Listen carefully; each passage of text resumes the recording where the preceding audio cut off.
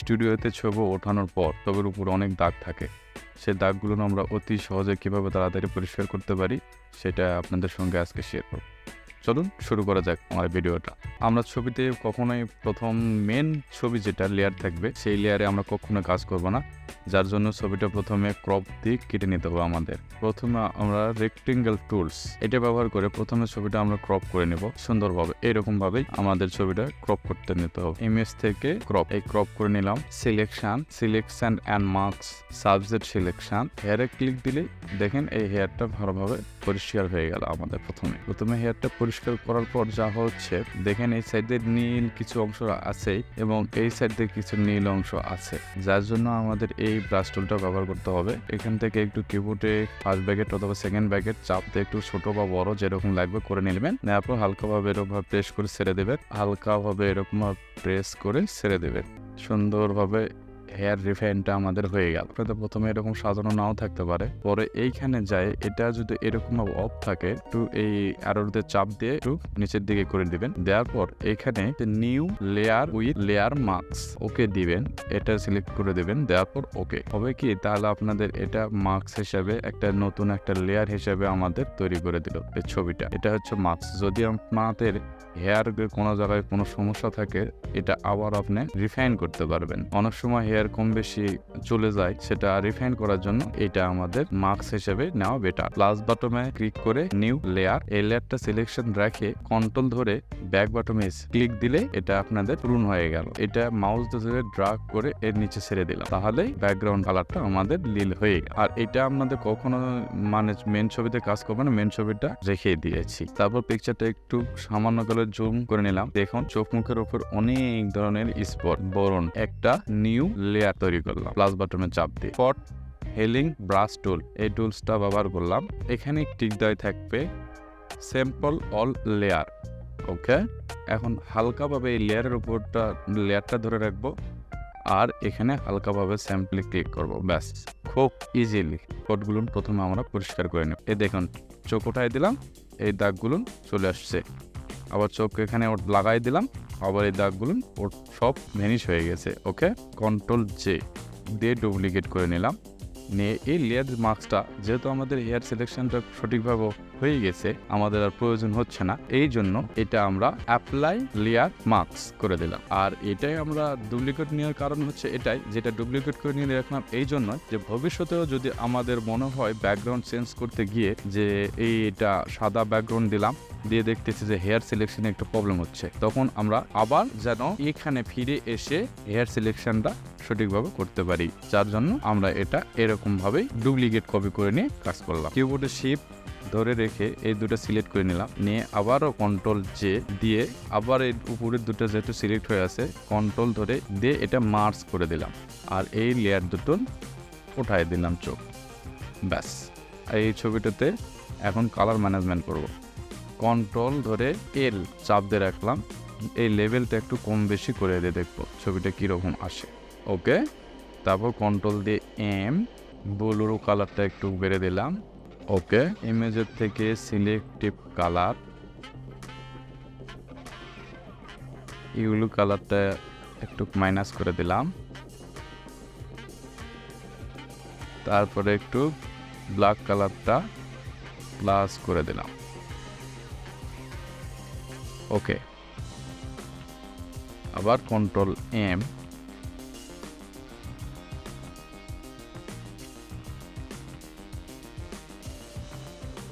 আবার কন্ট্রোল এল,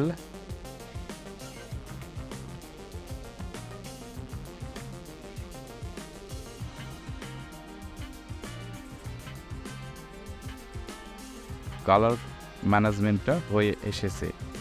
এটা রিয়েল ছবি ওঠানো স্টুডিওতে, আমার এখানে ওঠানো ছবিটা। Filter, photo tool box, screen finder, একটু জুম করে দিলাম জাস্ট। ওকে, অ্যামাউন্টটা একটু বেশি করে দিলাম, মিডিয়াম তা মিডিয়ামটা 70 রাখলাম। এইটা দরকার নাই। কি কারণে এটা দরকার নাই, যখনই ছবির নিচে কালো দাগ থাকবে চোখের নিচে, এই চোখের নিচে যখন কালো দাগ থাকবে তখন আমরা এই টুলসটা ব্যবহার করব, এইটুকু ব্যবহার করব। আর যখন এটা থাকবে না তখন আমাদের ব্যবহার করার প্রয়োজন নাই। হিউ স্যাচুরেশন, এটা হচ্ছে আপনার ত্বকের যে স্যাচুরেশন, এটা একটু মাইনাস করে দিলাম 9। আর হচ্ছে এটা হচ্ছে স্যাচুরেশন, কন্ট্রাস্টটা 5% বাড়াই দিলাম, শ্যাডোটা 19 রাখলাম। হাইপাস হচ্ছে এটা এই যেরকম জিনিস যে এই হাইলাইট, এই যে এখানে হাইলাইট, এখানে হাইলাইট, এই জায়গাটা হাইলাইট, এটা যখন বেশি দিবেন তখন দেখেন এই হাইলাইটগুলো ফুটে উঠছে। আর এই হাইলাইটটা মাইনাস আমরা কখনো ফুটে উঠাবো না, তাহলে ছবিটা দেখতে ভালো লাগবে না আমাদের, যার জন্য আমরা হাইলাইটটা 0-তে রাখবো। অনেক সময় হাইলাইট আমরা মাইনাস করে রাখি, তো যদি আপনাদের প্রয়োজনে মাইনাস করবেন, না হলে দরকার নেই। তো এটা ছবি অনুযায়ী লাগবে, আপনাদের যেরকম ছবি ঠিক সেই অনুযায়ী আমরা এই লাইটটা কারেকশন করব। যে পরিমাণ লাগছে ফিল্টারটা কম বেশি ঠিক আমি সেই পরিমাণ ব্যবহার করছি। আপনাদের ছবিতে বা পিকচারে এরকম ভ্যালু নাও লাগতে পারে, আপনারা সেটা ট্রাই করে দেখে নেবেন। আমাদের কাজ এখানকার বর্তমানে শেষ। ওকে, এই ছবিটাতে আমাদের অনেক সমস্যা আছে এখনও। এই যে নাকের মাথাতে একটু হোয়াইট ব্যালেন্স নিউ লেয়ার নিলাম, বিতে চাপ দিলাম, কিবোর্ডে বি চাপ দিলে ব্রাশ আসবে, এই ব্রাশটা আসবে, অলটার চাপ দিয়ে ধরে রাখবো, এই সাইডে একটু ক্লিক, মাউস দিয়ে ক্লিক দিয়ে স্যাম্পল নিয়ে নিলাম, একটু ব্রাশটা বড় করে নিলাম, কিবোর্ড থেকে ফার্স্ট ব্যাগের বা সেকেন্ড ব্যাগের যেখানে চিহ্নটা দেওয়া আছে পাশে চাপ দিলে বড় হবে, এক পাশে চাপ দিলে ছোট হবে। এই লেয়ারের উপর লেয়ার সিলেক্ট থাকবে, এই লেয়ারের উপর ক্লিক, ওপাসিটিটা আমাদের কমাতে হবে 30-35, যে কোনো পিকচারের ক্ষেত্রে যে লাগবে, যেরকম লাগবে ঠিক সেরকম অনুযায়ী আপনারা এটা কম বাড়া করে দেবেন। 38 হয়েছে, এটা কমায় দিয়ে দেখুন, এটা আপনার এখন চোখ উঠাই দিলাম, দেখেন আগে কীরকম ছিল এখন কীরকম হয়েছে। জাস্ট ছবিটা সবসময় আমাদের রিয়েলিটি ভাবটা থাকতেই হবে, যেন রিয়েল লাগে ছবিটা, আমরা বেশি কাজ করে যেন ছবিটাকে নষ্ট না করি। আবার একটা নিউ লেয়ার তৈরি করে নিলাম, নেওয়ার পর এই সাইডটা একটু দেখেন হোয়াইট ব্যালেন্সটা বেশি আছে, এই সাইডটা কন্ট্রোল ধরে জেড আমার চাপ পড়ে গেছে দিলে তাহলে ব্যাকে চলে আসলো। এটা অলটা ধরে চাপ দিয়ে রেখে স্যাম্পল নিয়ে নিলাম, এখানে একটু হালকা করে এই লেয়ারের উপরে কিন্তু কাজ করতেছে আমরা, কখনো মেন ছবিতে না, হালকাভাবে ওপাসিটিটা কমায় দেব, 32 রাখলাম। আবার একটা নিউ লেয়ার তৈরি করে নিলাম, ব্রাশ টুল তো সিলেকশন করাই আছে আমাদের, সিম্পলি ব্রাশ এইখানে জাস্ট এইখানে সুন্দরভাবে একটু ব্রাশ চালিয়ে দিলাম, দেওয়ার পর আবার ওপাসিটিটা কমায় দেব, 20 রাখলাম। এটা এই ঠোঁটের উপরে দেখেন হোয়াইট ব্যালেন্সটা খুব বেশি হয়ে গেছে, তো আমরা এই ঠোঁটের উপরে হোয়াইট ব্যালেন্সটা বেশি হয়ে গেছে, আবার এখান থেকে একটা নিউ লেয়ার তৈরি করে নিলাম, প্লাস বাটনে চাপ দিয়ে, ব্রাশ তো সিলেক্ট করাই আছে, নিয়ে অল্টার ধরে জাস্ট এই পাশে যেহেতু হোয়াইট কালার আছে এই সামনে থেকে বা এই পাশের থেকে স্যাম্পলটা নিয়ে নিলাম, নেওয়ার পর হালকাভাবে এখানে ব্রাশ চালিয়ে দিলাম, এখানে একটু দিলাম, আবার এখানে অল্টার চাপ দিয়ে সাইড থেকে একটু স্যাম্পল নিলাম, নেওয়ার পর এখানে একটু সুন্দরভাবে ব্রাশ চালাই দিলাম, ওপাসিটিটা কমাই দেবো, আমরা যা প্রয়োজন ঠিক সেই রকম অনুযায়ী রাখবো, আমরা 37 রাখলাম। এই রিয়েল ভাবটা যেন থাকে আমাদের পিকচারে, সবসময় এটা বুঝে আমাদের কাজ করতে হবে, রিয়েল ভাবটাও যেন কখনো ছবি থেকে চলে না যায়। আবার নতুন করে একটা লেয়ার ধরলাম, ধরার পর যে কিবোর্ডে যে চাপ দিয়ে এই যে এটা হেলিং স্পট টুলটা ব্যবহার করলাম, এখানে একটু হালকা করে ব্রাশ চালাই দিলাম। ওকে, নতুন একটা লেয়ার ধরে নিলাম, ব্রাশ টুলটা সিলেক্ট করে নিলাম, নেওয়ার পর অলটার চাপ দিয়ে ধরে রেখে এখানে একটা স্যাম্পল নিয়ে নিলাম, সুন্দরভাবে ব্রাশ করে নিলাম, এর উপর দিয়ে স্যাম্পলভাবে ব্রাশ করলাম, এই সুন্দরভাবে ব্রাশ করে নিলাম। সাইডে যদি বেশি চলে গেছে কিবোর্ড থেকে চাপ দিলাম, চাপ দিলে পরে এই টুলসটা আপনাদের সিলেক্ট হয়ে গেল, ফার্স্ট ব্যাগের সেকেন্ড ব্যাগের ব্যবহার করে নিয়ে হালকা করে এখানে ব্রাশ লাগিয়ে দেবো, তাহলে এটা আবার রিমুভ হয়ে যাবে আমাদের। আবার বিতে চাপ দিলে ওটা আবার ব্রাশ হিসেবে কাজ করতে পারবো আমরা। ওপাসিটিটা রাখলাম আমরা 30%। দেখুন এই পিকচারের উপরে এখানে একটু লাইট বেশি, এখানে একটু লাইট বেশি, ওই ভাবটা আর নাই। দেখেন একদমই ফ্রেশ হয়ে গেছে, চতুর্দিক জায়গাতে লাইটটা সমানভাবে যেরকমভাবে চলে গেছে, বুঝছেন। এই যেটাই হলো আমাদের মেন পিকচার। এই লেয়ারটা সিলেক্ট করে আবার Ctrl+M দিয়ে একটু লাইটটা দিয়ে দিলাম হালকাভাবে, আবার একটু ব্লু কালারটা দিয়ে দিলাম সুন্দরভাবে। ওকে, এরবার কিবোর্ডে শর্টকাট ও চাপ দিলে পরে এই টুলটা সিলেক্ট হবে, গ্রাউন্ড টুলস। এই টুলসটা ব্যবহার করে হেয়ারটা একটু সামান্যভাবে ব্ল্যাক করে দেবেন। এখানে আমার ভ্যালু কমানো আছে 24, এটা আপনার 50 পর্যন্ত থাকে, এটা একটু কমে দিবেন ভালোভাবে, না দিলে পরে বেশি হলে পরে একটু সমস্যা হয়। ছবিটা আমরা এত লাইট করছি যে ড্রেসের কালারটা চেঞ্জ হয়ে গেছে। পূর্বে আমাদের এই ছবিটা রেখে দিয়েছি, এটা Ctrl+J করলাম, ডুপ্লিকেট করার পর এই ছবিটা এর উপরে তুলে দিলাম। এই ছবিটা এরকমভাবে ধরে রেখে চাপ দিলে এই টুলসটা চলে আসবে। এখান থেকে ব্রাশটা, হার্ড ব্রাশ যদি থাকে, এটা যদি থাকে আপনার এই ব্রাশটা সিলেক্ট করে নেবেন, ব্রাশটা কম বেশি করে নেবেন, নিয়ে হালকাভাবে সুন্দরভাবে এর উপরে ব্রাশটা চালিয়ে দেবেন। ওকে, ছবিটা একটু দেখেন, ভুরুর সাইডটা একটু, এই ভুরু আর এই ভুরুটা একটু হোয়াইট কালার আছে। এই লেয়ারটা সিলেক্ট করে নিলে এটা আমার পিকচার লেয়ার। আর কিবোর্ডে ও চাপ দিলাম, এই ব্রাশটা সিলেক্ট হয়ে গেল। এক্সপোজারটা হালকা করে কমান 10% দিলাম।